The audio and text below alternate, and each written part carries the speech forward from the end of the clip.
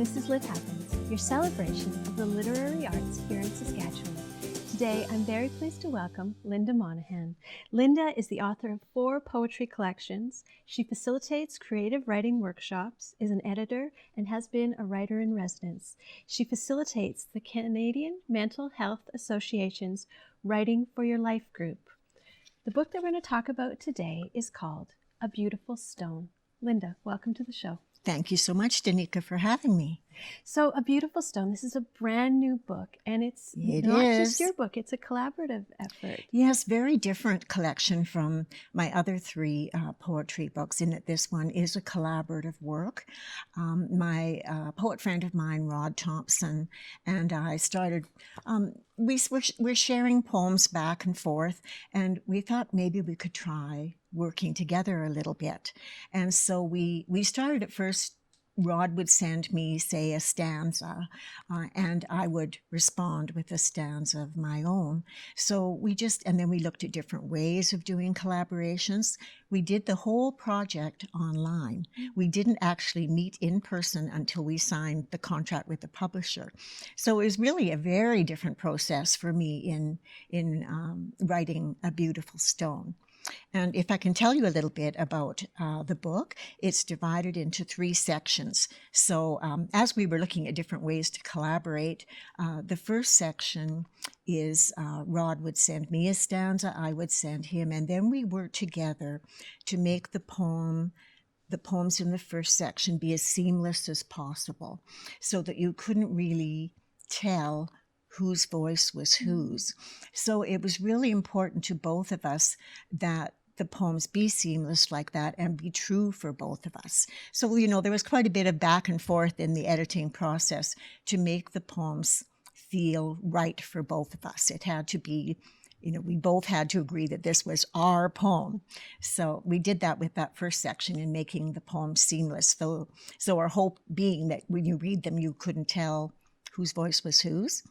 In the second section of the book, that's where we wrote tanka. Rod is mostly a tanka poet. Tanka is a Japanese form of poetry, 5 lines long. So Rod would send me a tanka, and then I would respond with a tanka of my own.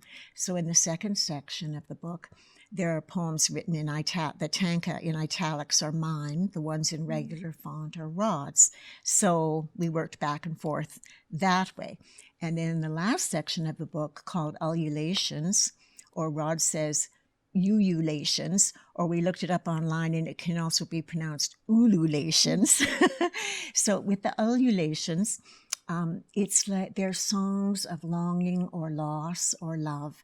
There's an 800-year-old Japanese tradition of poets writing back and forth to each other, and they would write a stanza of 3 lines, and then there would be a repetition, sort of like the chorus of a song, that would follow each stanza. So it would be fair to say, I think, that we riffed off that very old tradition of writing the ululation section of the book.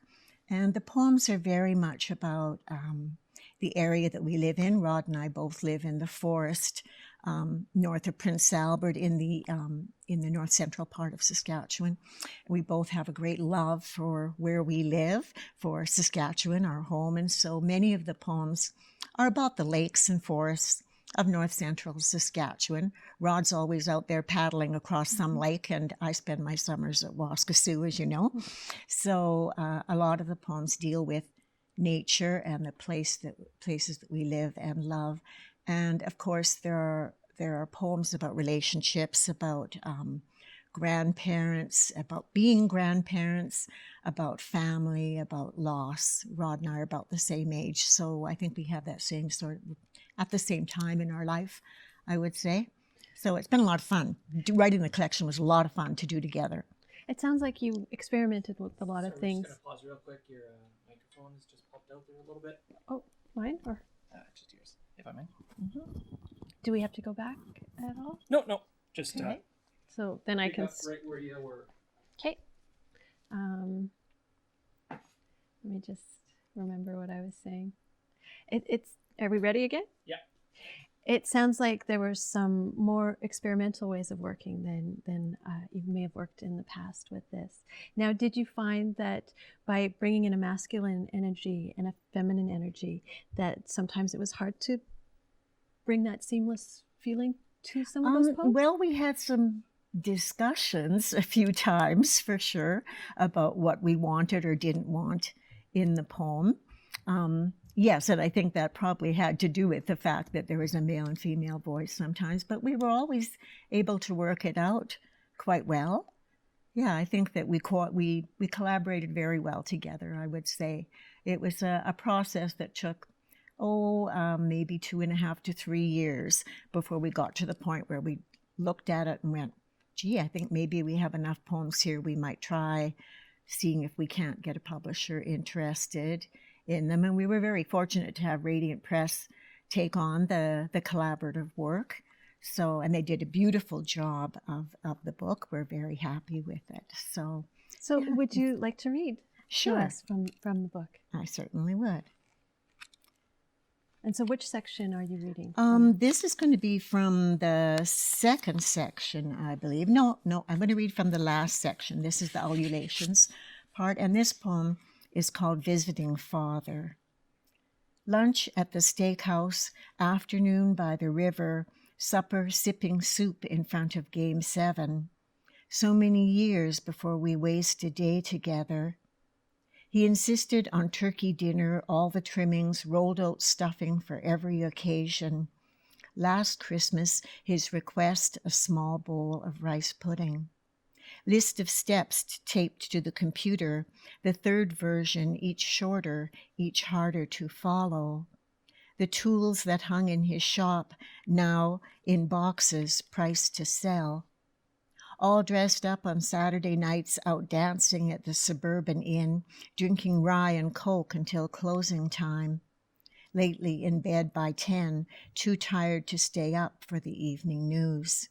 Shuffling past neighbors, never a look or wave as they are hoisted into their day chairs, travelers on another train. Waiting for breakfast, table mates, servers, everyone holding on for better days. Again, for the last time, into the fresh air, from the hallways and ticking clocks and heads on chests. He'd run too, if he could drive or remember where. Thank you. So we wrote a lot about our parents and our grandchildren and very much about relationships as well as about the North. Well, Linda, it sounds like a fantastic book. I can't wait to read it. But we're out of time already. The time always goes by so fast. It does. Well, thank you so much. That was Linda Monahan. I'm Danica Lohr, and this has been Lit Happens. You can find past episodes on YouTube. You can contact me at danicalohr@gmail.com. You can also find me on Facebook and Instagram.